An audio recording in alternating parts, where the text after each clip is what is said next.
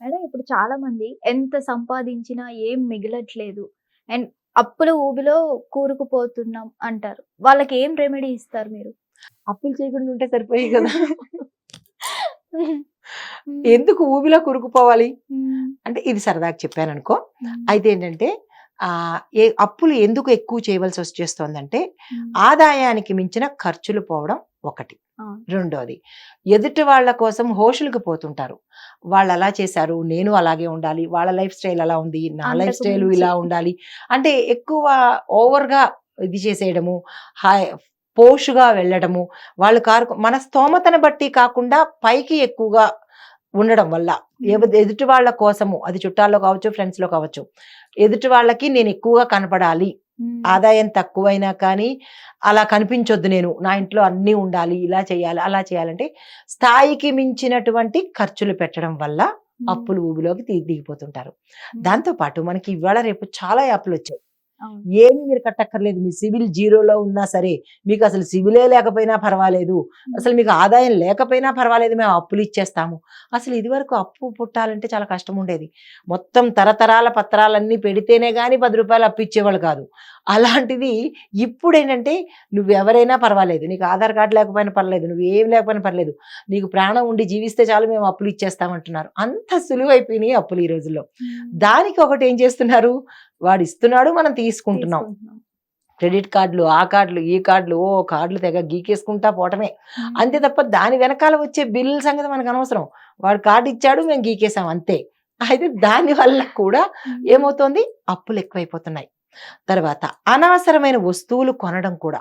హ్మ్. మనకి ఇంట్లో కావాల్సినవి కాకుండా హ్మ్. ఎక్కువగా స్టైల్‌కి పోయో లేకపోతే అనవసరమైన వస్తువులు కొనడం ఒకటి. కొన్ని.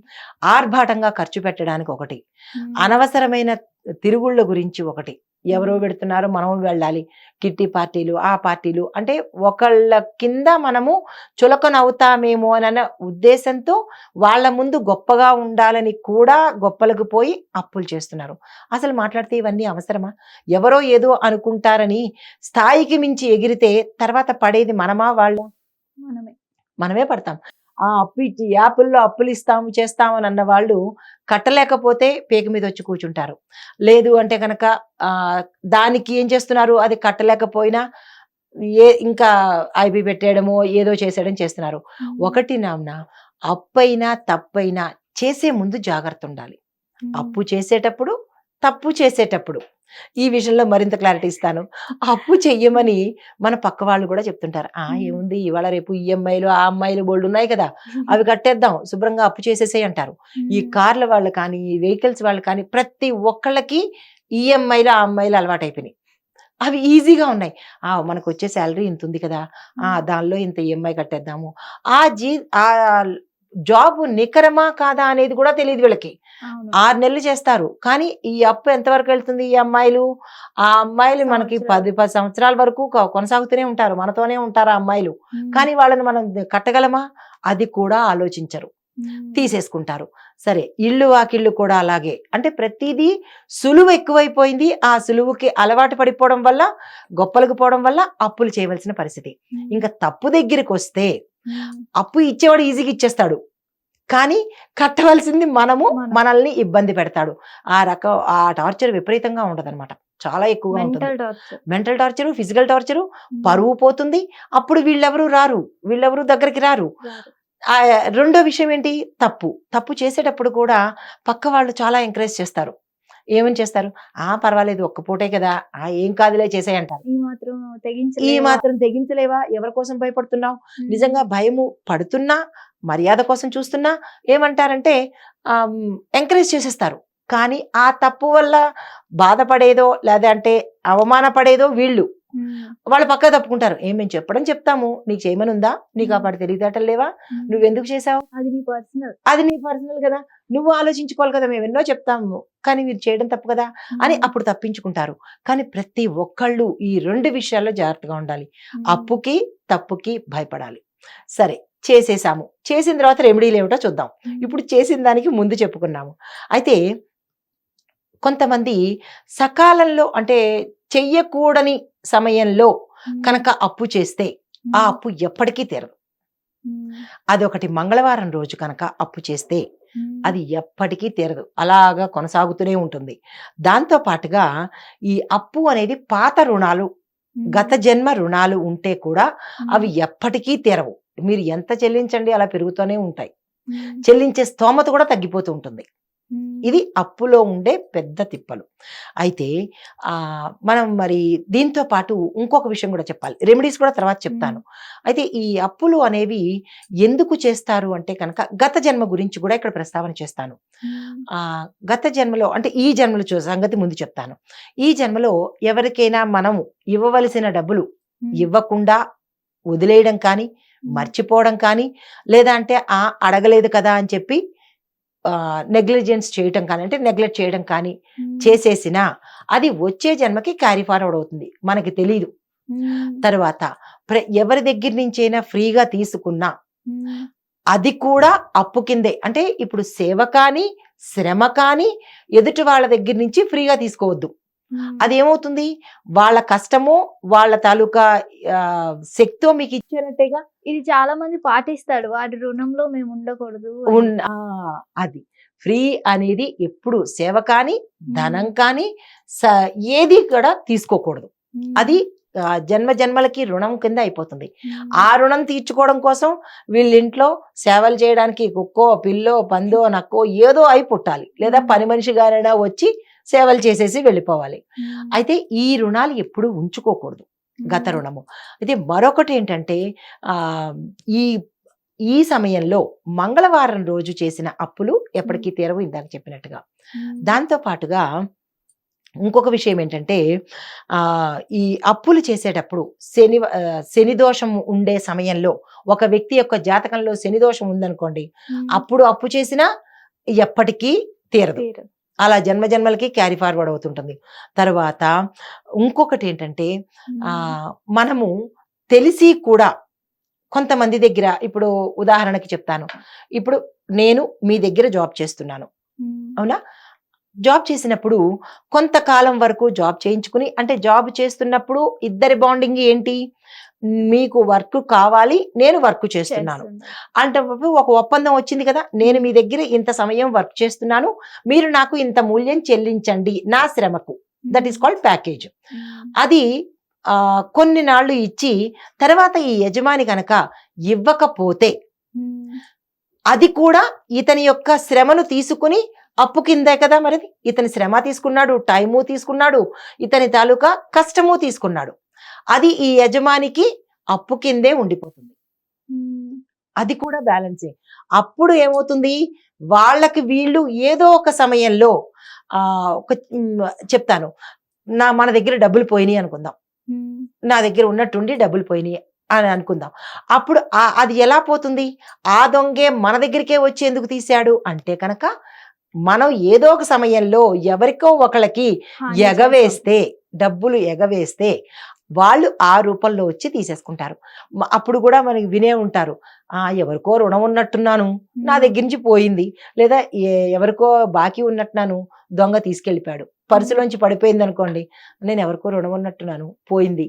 అంటే రుణము అన్న పదం మనం అక్కడ వాడాంగా, అంటే ఎవరికో మనం ఇవ్వవలసింది ఇవ్వకపోతేను, లేదా వాళ్ళ శ్రమ తీసుకుంటేను, ఫ్రీగా తీసుకుంటేను, సేవగా తీసుకుంటేను వాళ్ళకి రుణం ఉండిపోతారు అనమాట. ఇలాంటి తప్పులు చేయడం వల్లే కొంతమంది మాత్రమే అప్పులు ఊబిలోకి దిగిపోతున్నారు, అందరూ కాదు, గమనించారో లేదో. ఇలా అప్పులు ఊబిలో దిగిపోతున్నాము, మేమేమీ చెయ్యలేకపోతున్నాము అని అనుకున్న వాళ్ళు ఒక్కసారి జాగ్రత్తలు తీసుకోండి, ఒకసారి గతం ఫార్వర్డ్ చేసుకోండి.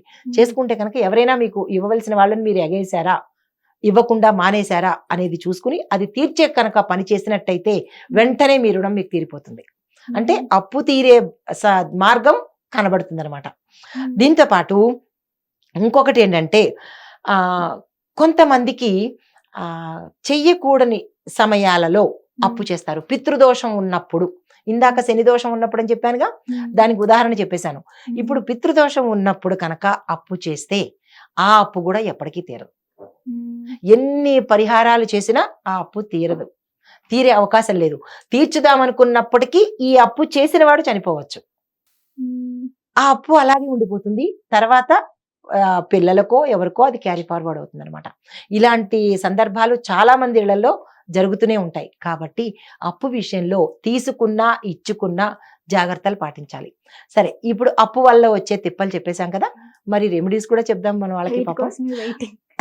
అయితే కనుక దీనికి ఏం చేయాలి అంటే రుణ విమోచన, పాయింట్ నెంబర్ 1, రుణ విమోచన అంగారక స్తోత్రం అనేది ఉంటుంది.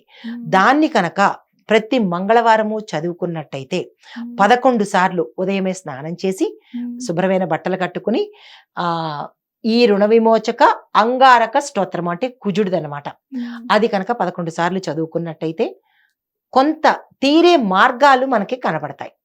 రెండవది, ఇది చాలా మందికి అనుభవంలోకి వచ్చే ఉంటుంది. రెండవది, శని భగవానుడికి గ్రహశాంతి చేసుకోవాలి. ఎలా అంటే శనివారం నాడు ప్రత్యేకంగా పూజలు చేసుకోవాలి. ఈ అప్పు తీరే మార్గం నాకు చూపించండి అనుకుని వేడుకుంటూ ఇందాక శని దోషం ఉన్నప్పుడు చేసే అప్పు అని చెప్పాను కదా, దానికి రెమెడీ ఇదన్నమాట. మంగళవారం నాడు చెప్పాను కదా అప్పు తీసుకుంటే కనుక దానికి చెప్పిన రెమెడీ మంగళుడికి, అంటే ప్రతి మంగళవారం రుణ విమోచకన అంగారక స్తోత్రం చదువుకోవాలి. అయితే ఈ శనివారం నాడు చదవవలసిన మంత్రం ఏంటంటే కనుక నీలాంజన సమాభాసం అనే శ్లోకం ఒకటి ఉంటుంది. దాన్ని 1008 సార్లు చదువుకోండి. కుదరకపోతే 108 సార్లైనా సరే తప్పకుండా చదువుకుని శని భగవానుడికి నెయ్యి దీపం పెట్టినట్టయితే ఇలా 41 రోజులు దీక్షతో, అంటే శని దోషం ఉన్నప్పుడు అప్పు చేసిన వాళ్ళకి ఈ రెమెడీ అన్నమాట. అది కనుక చేసినట్టయితే అప్పు తీరేందుకు, చాలా మంది వెటకారంగా అంటారు శని భగవానుడు వచ్చి తీరుస్తాడా మా అప్పు అని కూడా అంటారు వెటకారంగా. శని భగవానుడు వచ్చి అప్పు తీర్చడు, నువ్వు చేసావు కాబట్టి నువ్వు తీరేందుకు మార్గాలు చూపిస్తాడు. అర్థమైందా? సో ఇదన్నమాట. తరువాత గర్భరక్షాంబిక స్తోత్రము ఉంటుంది. ఆ స్తోత్రము ఆర్థిక పరమైన బాధలతో కానీ, రుణాలు అంటే ఇందాక అప్పుల ఊబిలో కూరుకుపోతున్న వాళ్ళకి కానీ, లేదా ద్రవ్య దోషాలు ఉంటాయి. ద్రవ్య దోషం అంటే డబ్బు దోషాలు. డబ్బుకు కూడా దోషం ఉంటుందా అని అడగచ్చు. ఎస్, డబ్బుకు కూడా దోషం ఉంటుంది. కష్టార్జితంతో కాకుండా అయాచితంగా డబ్బులు కొంతమంది సంపాదిస్తుంటారు. అవునా? మనం నెలంతా కష్టపడి ఏ పని చేసైనా సరే నెలంతా కష్టపడిన డబ్బులు అది సవ్యమైన ద్రవ్యము, అంటే మంచి డబ్బు కాకుండా మోసం చేసో, ఎవరినైనా ఇబ్బంది పెట్టో, లేదా 1 రూపాయికి 2 రూపాయలు వడ్డీ వేసో, ఏదో రకంగా ఎదుటి వాళ్ళ సొమ్ము తీసుకుంటే, రక్తంతో బెదిరించి తీసుకున్నా, లేదా ఒకరిని పొడిచి ఆ డబ్బులు తీసుకున్నా, ఏ రకంగా అన్యాయంగా సంపాదించిన డబ్బుకి దోషం అనేది ఉంటుంది. వడ్డీలు తింటే బాగుపడరు అంటారు. బాగుపడరు. అలా కూడా కాకుండా మోసం, అది కూడా ఒక పార్టే. తర్వాత మోసం చేసిన సొమ్ము కూడా, నీ దగ్గర నుంచి నాకు 10 రూపాయలు రావాలి కానీ తప్పులు లెక్కలు వేసి నాకు 1000 రూపాయలు ఇవ్వాలి అని చెప్పి తీసుకున్నాను అనుకో, ఆ మిగిలిన 9,900 ఎక్కువే కదా, అది కూడా మంచి డబ్బు కాదు కదా. డబ్బులో కూడా మంచి డబ్బు చెడు డబ్బు ఉన్నాయి. అవి కాగితాలుగా చూడకండి, కరెన్సీగానో ప్లాస్టిక్ ఈ పేలు ఆ పేలు చూడకండి. అది ద్రవ్యమే, ఏ రకంగా చూసినా డబ్బే కదా. ఆ డబ్బుకు కూడా దోషం ఉంటుంది. ఆ డబ్బు తీసుకున్నవాడు ఆ దోషాన్ని పట్టుకుంటాడనమాట, అంటే అనుభవిస్తాడు అని అర్థం అనమాట. అయితే ఇలాంటివి పోగొట్టుకోవడం కోసము చిన్న సూక్ష్మం చెప్తాను. అలాంటి డబ్బు అంటే సూక్ష్మం చెప్పేశారు కదా మేము ఎలాంటి డబ్బైనా తీసేసుకోవాలి అని అనుకోకండి.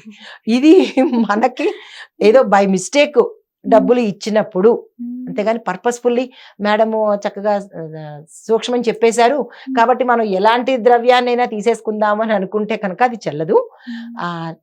మనం ఎవరి దగ్గర నుంచైనా డబ్బు తీసుకునేటప్పుడు ఆ రోజు ఆ డబ్బుని ఉప్పు డబ్బా మీద పెట్టండి. ఆ డబ్బు తీసుకుంటాం కదా, అంటే ఫోన్ పేలు అయినా కానీ మనం చేతితో డబ్బు తీసుకోవట్లేదు, స్మార్ట్ గా యాక్ట్ చేస్తారు. ఇక్కడ నాకు ఫోన్ పేలో 1,00,000 రూపాయలు వచ్చేసింది కాబట్టి నేను అది తీసుకోక్కర్లేదు అంటారు.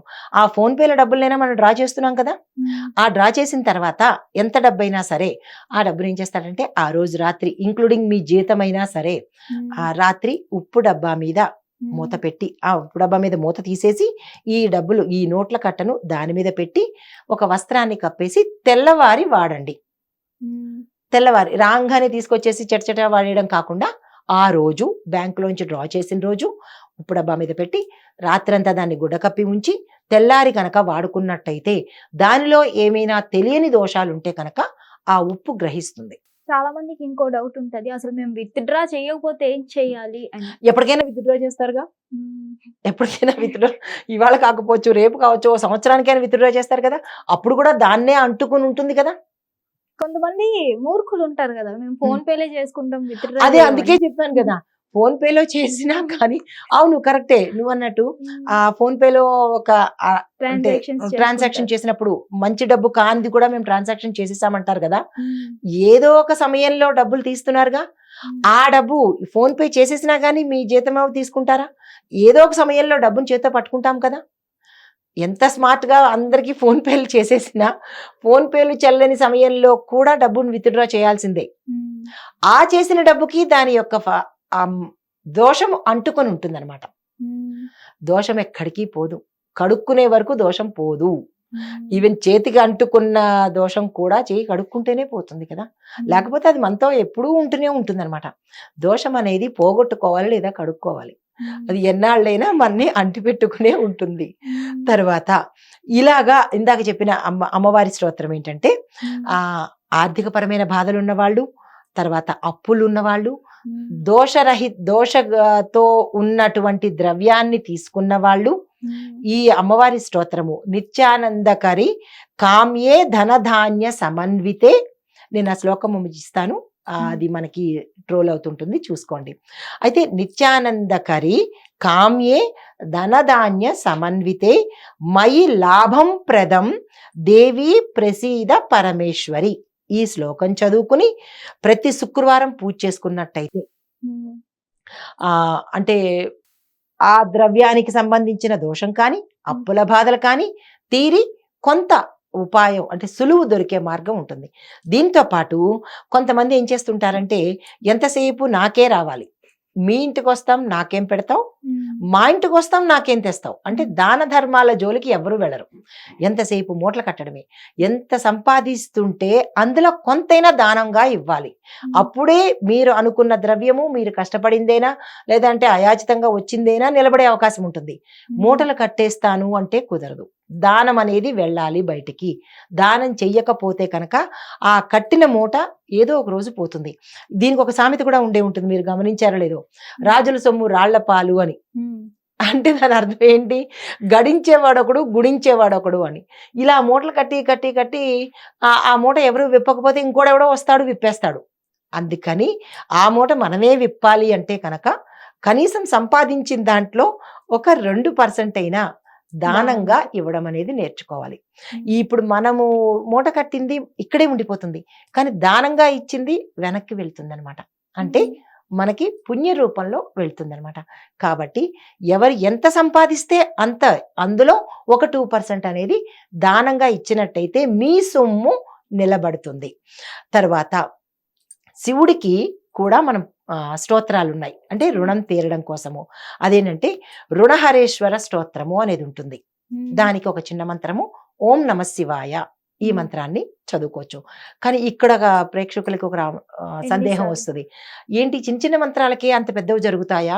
ఓం హ్మ్. నమఃశివాయ మీరేదో పెద్ద మంత్రం ఇస్తారని అనుకున్నామే. హ్మ్. చిన్ని మంత్రమే కదా! అంటే అది మంత్రం చిన్నదే. కానీ ఓం నమఃశివాయ అనేది పంచభూతాలకు సంబంధించినటువంటి ఒక్కొక్క అక్షరము ఒక్కొక్క భూతానికి సంబంధించింది.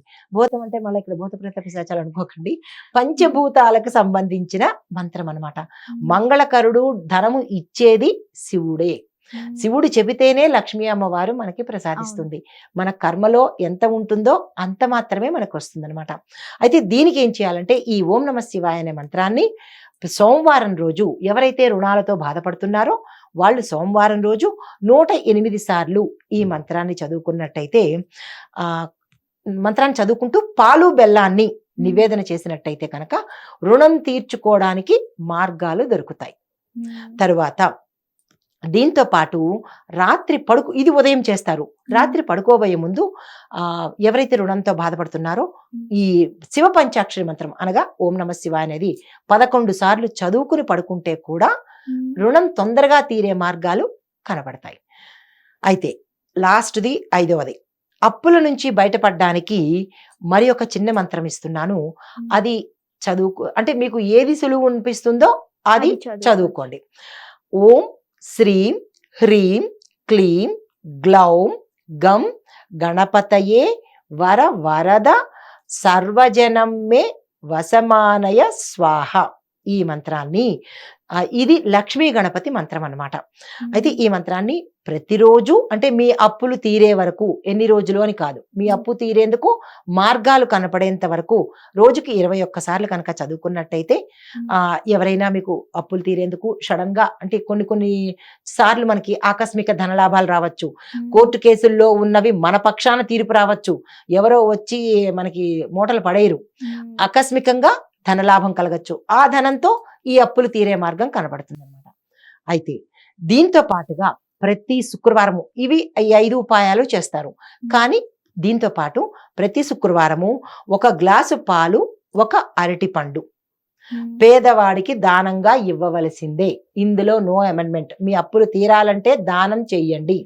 అయితే మామే అప్పుల్లో పడి ఏడుస్తున్నాము, ఇంకా మేము దానం ఏమి ఇవ్వగలుగుతాము అంటే, ఎంత అప్పుల్లో ఉన్నా కొంత ఆదాయం ఉంటుందిగా, మరి ఆదాయం లేకుండా ఉండదు కదా.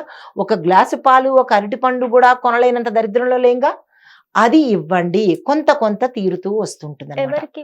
పేదవాడికి, ఎవరైనా ఒక్క పేదవాడికి చాలు.